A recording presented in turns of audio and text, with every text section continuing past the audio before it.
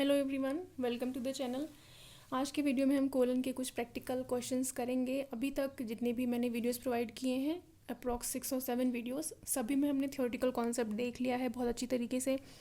और जिन लोगों ने नहीं देखा है वो उन वीडियोस को एक बार ज़रूर देख लें ताकि आपको क्वेश्चंस बनाने में आसानी हो।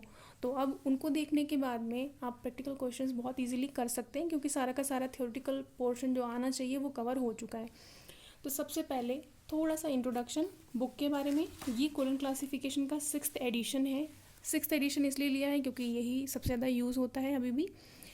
यहाँ इस पोर्शन में ये चैप्टराइजेशन दिए हुए हैं, यानी चैप्टर्स के नेम दिए हुए हैं कि कौन से चैप्टर में किस चीज़ की बात हो रही है। ये कंटेंट पेज है बुक का। फिर यहाँ पे जो पार्ट 1 में है पेज नंबर, यहाँ पे हर एक चैप्टर के नियम दिए हुए हैं। पार्ट 2 जो है चैप्टर में, पेजेस का पार्ट 2, उसमें एक्चुअल चैप्टराइजेशन है जहाँ पे आपको PME और ये चीज़ें ढूंढनी होती हैं।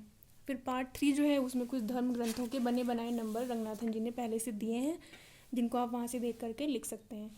तो ये मेन क्लासेस हैं हमारी, अल्फ़ाबेटिकल क्रम में दी रहती हैं, ये आपको पता ही होगा। तो चलते हैं, स्किप करते हैं हम फर्स्ट मेन क्लास में जो है हमारी लाइब्रेरी साइंस। यहाँ देखिए चैप्टर 9 क्या दिया हुआ है, लाइब्रेरी साइंस 2 नंबर। इसमें जाएंगे हम, इसके पेज नंबर 2.30 जहाँ पे हमको चैप्टर्स मिलेंगे।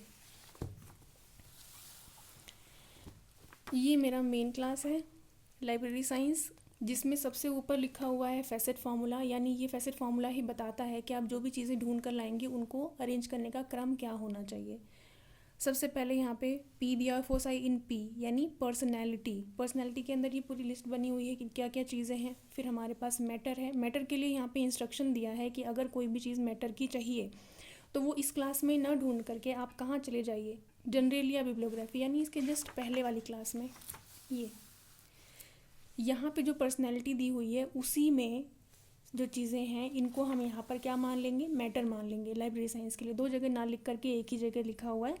फिर उसके बाद आता है एनर्जी, और यहाँ पे सेकेंड राउंड ऑफ पर्सनैलिटी की बात है तो कहा गया है कि जो एनर्जी में चीज़ें दी हुई हैं उसी को आप सेकेंड राउंड ऑफ पर्सनैलिटी में भी इस्तेमाल कर सकते हैं। तो एक नंबर देखते हैं पहले। सपोज़ नेशनल लाइब्रेरी एक टाइटल है जिसका नंबर आपको बनाना है। तो यहाँ पे नेशनल लाइब्रेरी, इससे आपको क्लियर हो गया कि लाइब्रेरी साइंस की बात हो रही है। हमने मेन क्लास क्या ले ली, 2, यहाँ पे लिखी हुई है। लाइब्रेरी साइंस की मेन क्लास क्या है, 2 है, जो मैंने लिख दी है यहाँ पे। फिर उसके बाद मुझे देखना है कि भाई एक वर्ड जो ये दूसरा वाला बच रहा है नेशनल, इसका नंबर कैसे मिलेगा। तो नेशन की बात हो रही है यहाँ पे। देखिए पर्सनैलिटी के अंदर आपने नेशनल ढूंढना शुरू किया, वर्ल्ड, नेशन, रीजन। अब ये जो नंबर 13 यानी 13 नंबर पे लिखा है नेशन, इसी को नेशनल कहेंगे। ठीक है, यहाँ पे नेशनल है, यहाँ पर नेशन है, तो दोनों अलग चीज़ें नहीं है, एक ही चीज़ है। इसका नंबर हमने यहाँ से ले लिया 13। और उसके बाद में जो फैसेट फॉर्मूला है वो क्या कहता है कि भाई मेन क्लास के बाद में पर्सनैलिटी डायरेक्ट जुड़ जाएगा, कोई कनेक्टिंग सिंबल लगाने की ज़रूरत नहीं है। तो हमने इसको डायरेक्टली जोड़ दिया, यानी 213 मेरा नंबर बन गया। अब ऐसे ही एक और नंबर देखते हैं, रिसर्च लाइब्रेरी का। अब ये भी लाइब्रेरी की बात हो रही है, एक ऐसे संस्थान की बात हो रही है जो रिसर्च से रिलेटेड है, किसकी, लाइब्रेरी की।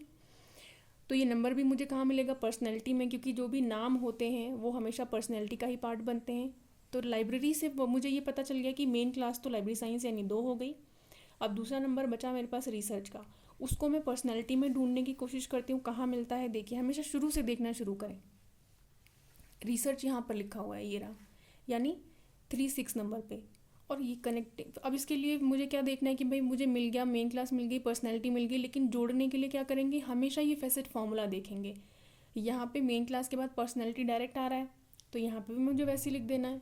2 मेरा मेन क्लास हो गया और 36 हो गया रिसर्च का नंबर यानी पर्सनैलिटी। तो ऐसे करके हमारे 2 नंबर बन गए। इसी क्रम में हम आगे कुछ और इसी क्लास के नंबर देखेंगे, फिर अलग अलग क्लासेस के 4 से 5 क्वेश्चंस करते रहेंगे। Thank you.